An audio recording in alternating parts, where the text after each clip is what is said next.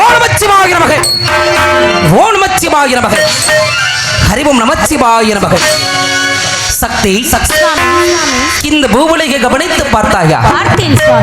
இந்த பூலோகத்திலே ஊர்வன நகர்வன பரப்பவ என்று சொல்லக்கூடிய 84 ஜீவசன்றுகளையும் படைக்க செய்து அதற்கு முறையாக படிகளந்து விட்டு ஆதி கைலகத்திலே வந்து வேடிக்கையாக பார்த்துக் கொண்டிருந்தோம். ஆனால் இந்த பூவுலகில் என்ன நிகழ்கின்றது? நீதி இல்லை, நேர்மை இல்லை, நியாயம் இல்லை, தர்மம் இல்லை. நீதி அழிந்து விட்டது, தர்மம் அழிந்து விட்டது, அதர்மம் தலை தோங்கி விட்டது. சக்தி தெய்வ சக்தி என்பது இல்லாமல் போய் கொண்டிருக்கிறது.